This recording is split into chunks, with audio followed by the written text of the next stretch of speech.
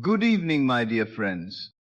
There is a door in your mind that almost no one knows how to use. You've walked past it 1,000 times. You've sensed it was there. But no one ever showed you how to open it, because the way it opens defies everything you've been taught about how reality works. Tonight, I'm going to hand you the key. But first, I need you to notice something. I need you to think of a holiday you took years ago. Any holiday. Maybe it was the coast. Maybe it was a city you'd never been to before. Don't think hard. Just let one rise. Got it? Good. Now notice something fascinating about what just happened inside you. You didn't strain. You didn't hope the holiday was real. You didn't try to convince yourself you were there. You simply recalled it. And in that act of recalling, the whole thing was alive again. The temperature of the air, the sound of the place, that particular feeling in your chest, relaxed, present, unhurried. It was just there, effortlessly, because it already happened. There was nothing to prove, nothing to build, nothing to force into existence. It simply was, and you simply knew it. Now hold the way that felt, because that feeling, that exact quality of calm, unquestioned knowing, is the most powerful creative force you will ever encounter. And by the end of tonight, you're going to know how to aim it. See, here is what almost everyone gets wrong, and it is costing them years. When most people think about the life they want, the money, the relationship, the freedom, the healing, they do something that feels completely natural but is quietly catastrophic. They look forward, they project, they stand in the present moment, stare into the distance, and reach. They say, I want this. They say it's coming. They say one day. And every single time they do that, without realizing it, they are sending a very specific instruction to the deepest part of their mind. The instruction is, it isn't here. And their deeper mind, which is unspeakably obedient, which does not argue, which does not question, which simply accepts the state you occupy as the blueprint for what must be reflected back to you, receives that instruction and does exactly what it's told. It keeps it not here. This is the trap. You can want something with every fiber of your being. You can visualize it with perfect clarity. You can affirm it morning, noon, and night. But if the feeling underneath all of that effort is still the feeling of reaching towards something that hasn't arrived, you are watering a seed that will only ever grow one thing: more reaching, more distance, more almost, more not yet. And the cruelest part, the harder you try, the more you confirm the gap. Every time you check whether it's happened, you tell your deeper mind it hasn't. Every time you wonder when, you declare that now is not the time. Every time you ask how, you announce that the path is missing. You are, with the very best of intentions, building a wall between yourself and the thing you want most, and then wondering why you can't reach it. So what is the alternative? This is where that door I mentioned comes in. And this is where everything changes. Instead of reaching forward toward your desire, I want you to do something that will feel strange at first. I want you to step past it, not to the moment of receiving, not to the exciting, breathless instant when it first arrives. I want you to go further. I want you to travel in your mind to a time well after it happened, months after, to the point where it has become so normal, so woven into the fabric of your daily life that it barely registers anymore. The point where someone could ask you about it, and you'd almost have to think for a moment, oh, that? Yes, that was a while ago now. And from that place, that quiet, ordinary, unremarkable place, I want you to look back, not forward, back. I want you to remember, this is the key, this is the door. You are not hoping, you are not wishing, you are not trying to attract anything. You are simply sitting in the comfortable after and glancing over your shoulder at something that already happened. And when you do this, when you genuinely feel it, not perform it, but actually sink into the sensation of already done, something shifts at a level deeper than thought. Your subconscious mind, which has no sense of linear time, which cannot tell the difference between a memory of something that happened in your kitchen last Tuesday and a memory you deliberately constructed tonight in the theater of your imagination. Your subconscious receives a new instruction. Not I want this, not I hope for this, But this happened, this is done, this is a settled fact of my experience. And it responds accordingly, quietly, invisibly, through impulses you can't trace and connections you didn't plan. It begins rearranging the furniture of your outer world to match the inner fact. Let me make this real for you. Say you want financial freedom. The old way would have you imagining the moment you check your account and see the number. The relief, the excitement, the disbelief.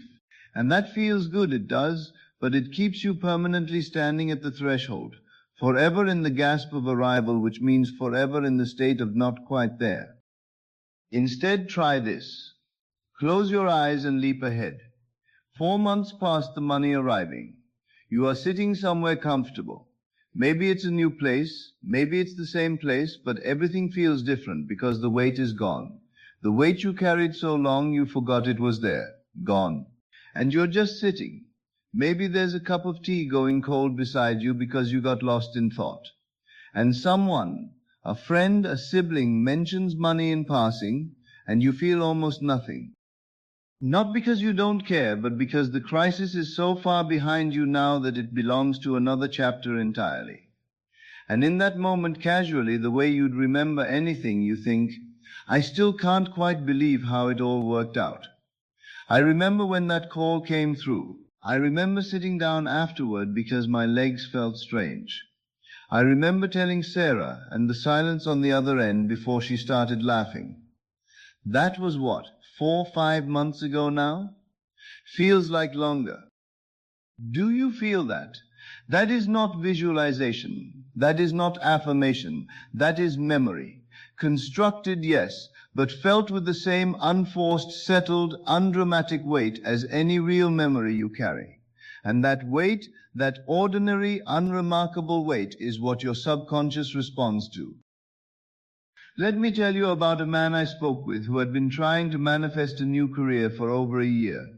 He had done the work, vision boards, journaling, daily affirmations spoken into his bathroom mirror with as much conviction as he could summon, and nothing had shifted. When I asked him to describe his practice, he told me he would close his eyes each night and picture the moment he received the offer. The email arriving, the subject line, the feeling of vindication after so many months of trying. I told him, that is exactly the problem. You are living in the moment of arrival, which means you are always arriving and never arrived. So I asked him to try something different. I said, forget the email, forget the offer. You are now 5 months into the new role. The excitement has worn off. You know where the good coffee machine is. You have a running joke with someone in your team. Your morning commute is just your morning commute.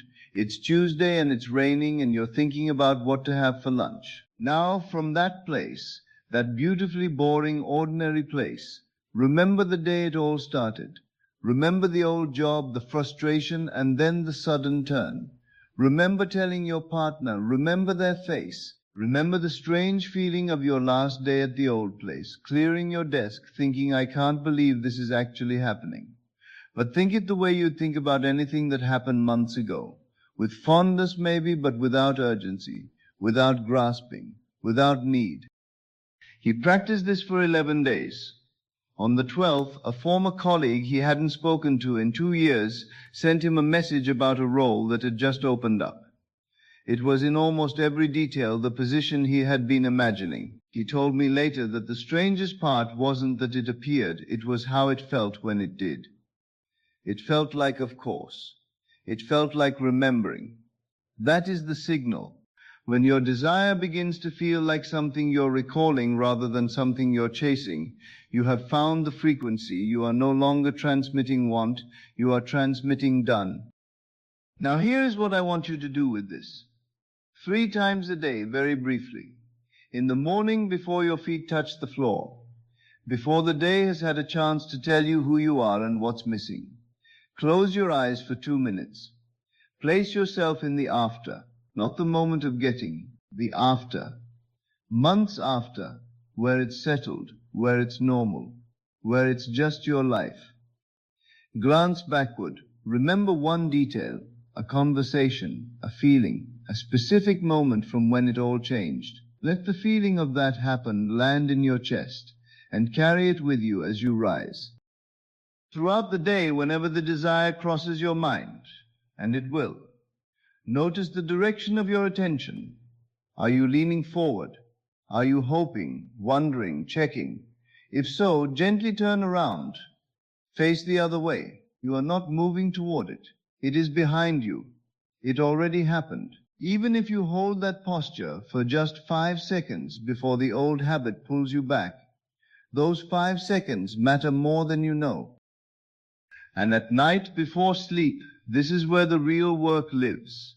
Your conscious mind is softening, the guard is lowering, the doorway to your subconscious is wide open.